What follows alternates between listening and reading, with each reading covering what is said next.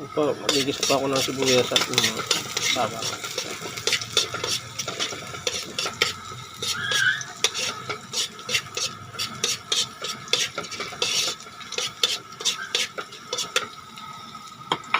Tapos, tuloy. Pinong-pino po ang kakagayat ko ng luya para hindi masayang, pati luya pwedeng kainin.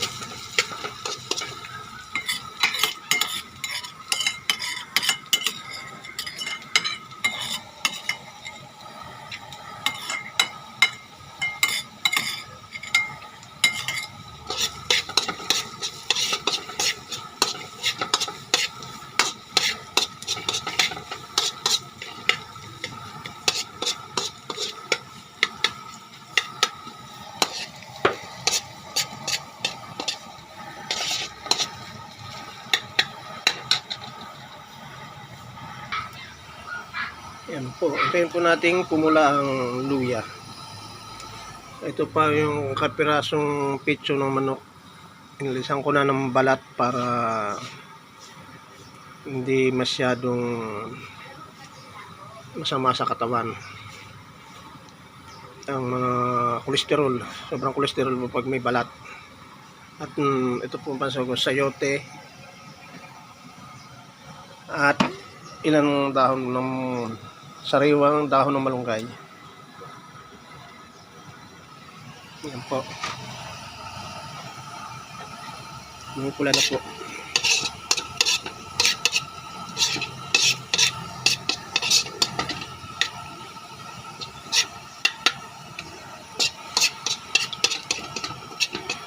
Vegetable oil po ang gamit ko dito sa panggigisa.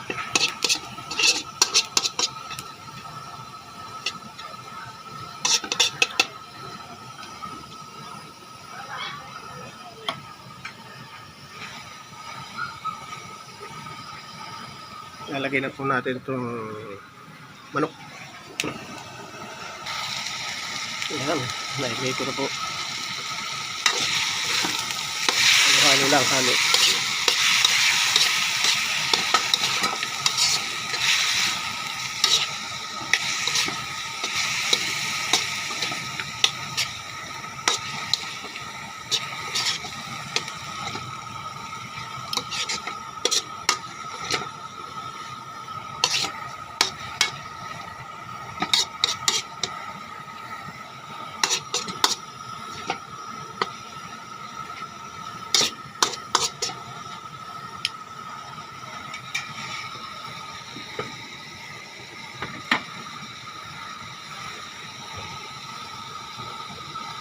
Lagyan na po natin ng konting pampalasa.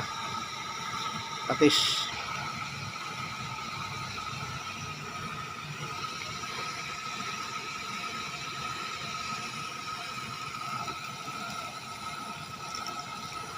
Yan. Okay na po yan. Mamaya na lang po ulit natin titikman. Susunod naman po lalagyan ko ng konting sabaw.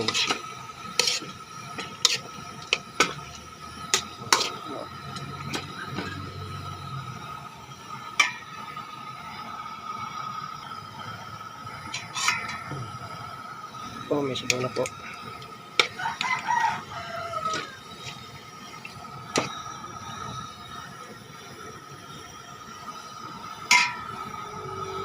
Tayo na lang po nating kumulo at lumambot ang karne. Saka po natin lalagay ang sayote.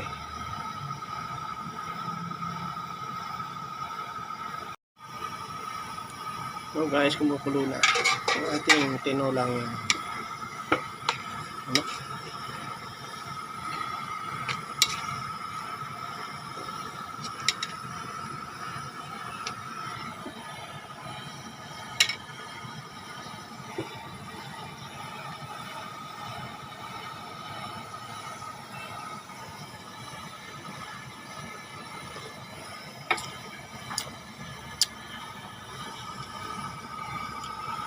Ibuli natin para lumambot.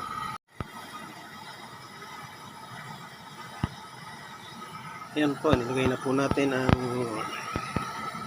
lagay ko na po ang sayote.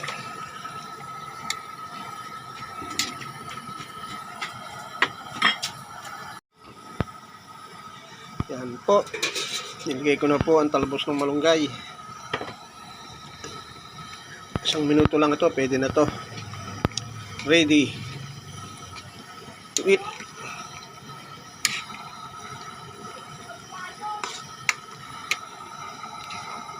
Wow, masarap. Yan.